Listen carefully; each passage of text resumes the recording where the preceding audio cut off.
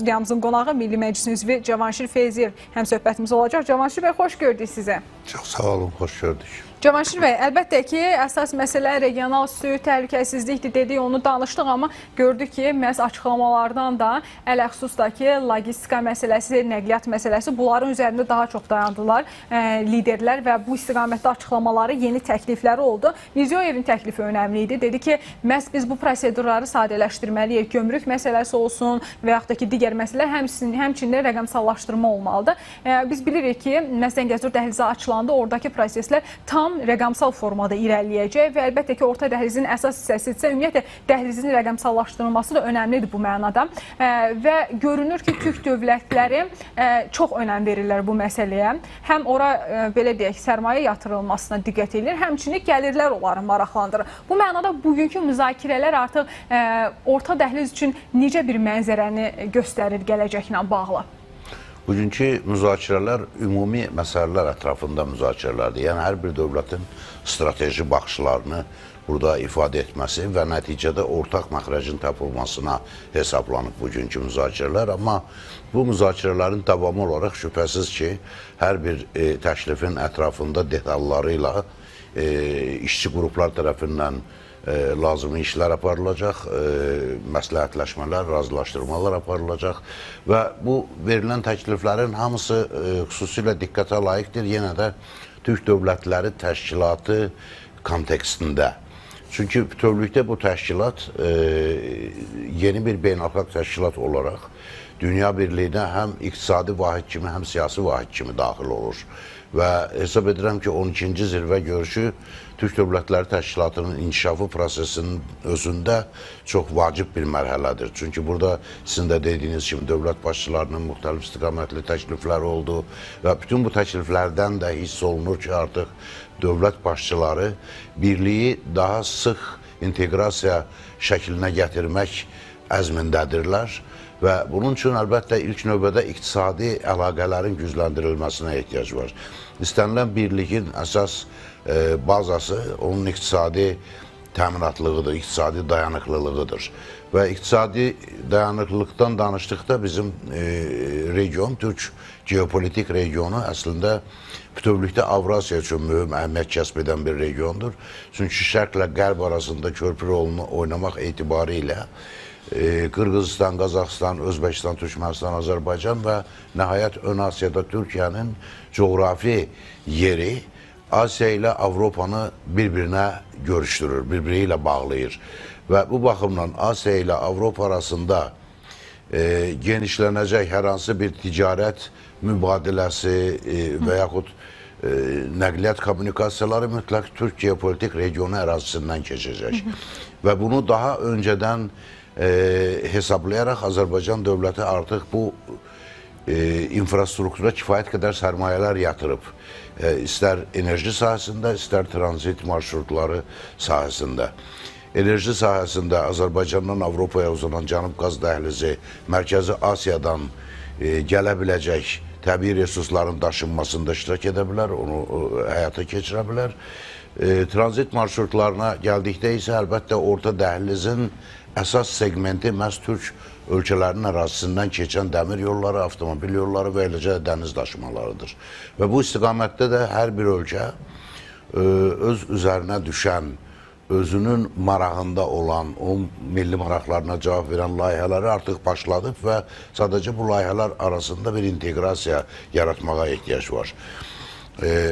Cənab Prezident çıxışında Azərbaycan gəmiçiliyinin Xəzər dənizində ən böyük potensiala malik olduğunu vurğuladı. Eləcə də Bakı-Tbilisi-Kars dəmir yolunu xatırlatdı və bu segmentlər elə məhz orta dəhlizin əsas segmentləridir. İndi digər Mərkəzi Asiya Türk dövlətlərinin də bu segmentlərə qoşulması prosesi gedir. Sizin də adını çəkdiyiniz Qırğızistan, Özbəkistan və Azərbaycan, Çin, Qırğızistan, Özbəkistan dəmir yolu və Trans-Əfqan dəhliz son nəticədə elə yenə də bu Trans-Xəzər magistralına birləşmiş olacaq.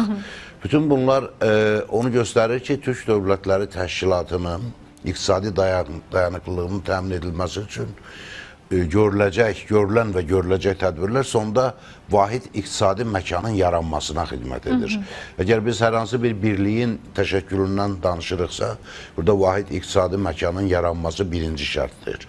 Və vahid iqtisadi məkanın yaranması isə o deməkdir ki, bu ölkələr arasında, bu iqtisadi məkanda yerləşən ölkələr arasında bütün iqtisadi münasibətləri, prosedurları sadələşdirilməlidir. Elə gömrük prosedurları, sərhəd keçidləri, vergilər, qarşılıqlı vergi tutmalar uzlaşdırılmalıdır və s. Əslində, Türk Dövlətləri Təşkilatı hələ 2009-cu ildə, oktyabr ayının 3-də Naxçıvan sazişi ilə Türk Əməkdaşlıq Şurası yaradılandan bu günə qədər bu proseslərlə artıq məşğul olunub. Müzakirələr aparılıb. Müzakirələr aparılıb, bəzi qanunlar qəbul olunub fərqli ölkələrdə. Paralel olaraq Türk Dövlətləri Parlament Assambleyası da bu ölkələrin, bu qrupa daxil olan ölkələrin qanunvericilik bazalarının uyğunlaşdırılması ilə məşğuldur. Model qanunlar hazırlayırlar, ölkələrin hər birinin öz milli qanunlarının ümumi bir mətnə gətirilməsinə, ümumi bir anlayışa gətirilməsinə çalışırlar.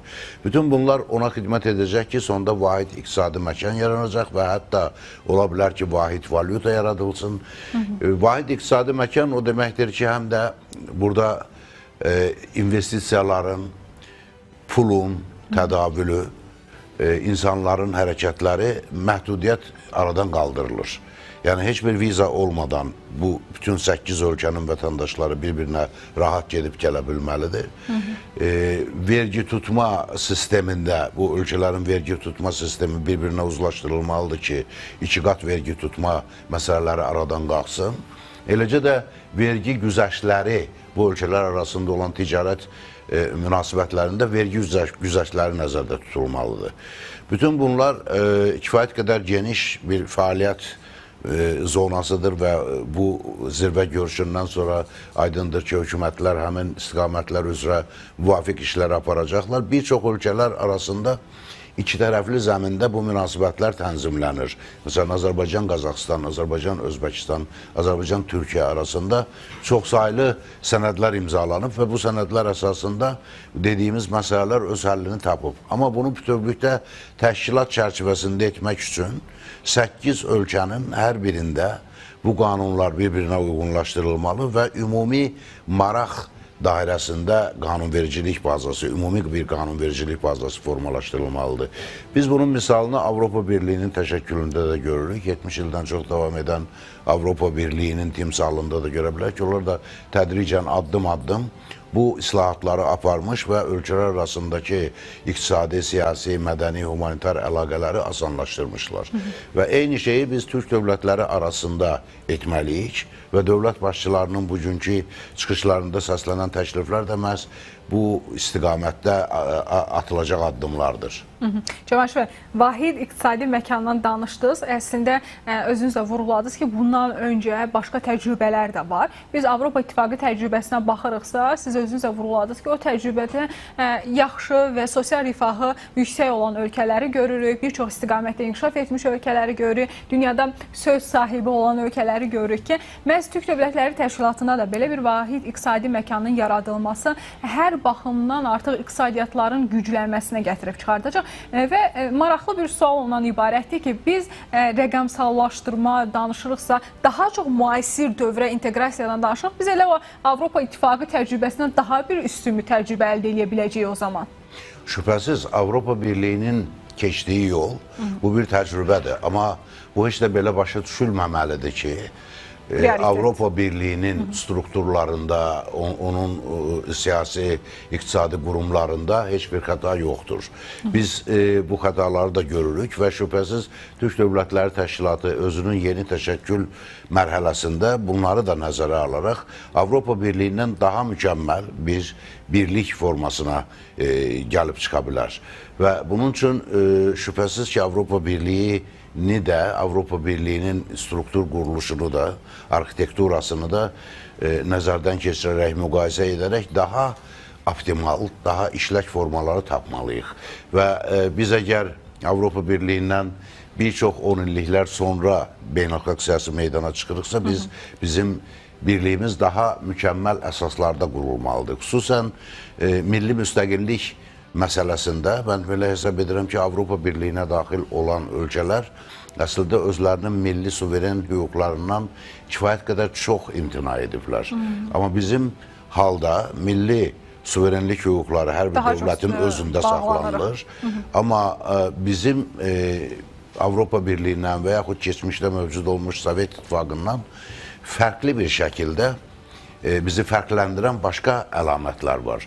Bizim tarix birliyimiz, genetik birliyimiz, ortaq tarix, ortaq kök, ortaq mədəniyyət birliyimiz bizə imkan verir ki, biz daha təkmil bir struktur əldə edək və bu struktur son nəticədə Türk Dövlətləri Birliyi şəklində həm də dünya siyasətində öz sözünü deyə bilsin və bütövlükdə regionun dünyanın siyasi və iqtisadi sisteminə, qlobal siyasi və iqtisadi sistemə inteqrasiya prosesini daha asan və ölkələrimiz üçün daha faydalı şəkildə həyata keçirə bilək.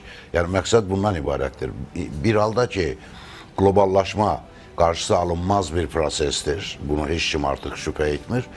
Bu prosesdə biz elə bir birlik qurmalıyıq ki, hər bir dövlətin təhlükəsizliyi təmin olunmuş olsun və təhlükəsizlik dedikdə sadəcə hərbi təhlükəsizlikdən söhbət etmir, həm də iqtisadi təhlükəsizlik, mədəni təhlükəsizlik və s. Bütün bunların həyata keçirilməsi elə hesab edirəm ki, bu zirvə görüşündən sonra daha da sürətlənəcək və Türk Dövlətləri Təşkilatı qısa bir zamanda dünya siyasi sisteminin bir üzvü olan bir Türk Dövlətləri Birliyinə çevriləcək. Aydın, çox sağ olun Cavanşir bəy. Təşəkkür edirik. Dəvətimizi qəbul edib gəldiniz və önəmli dəyərləndirmələr üçün.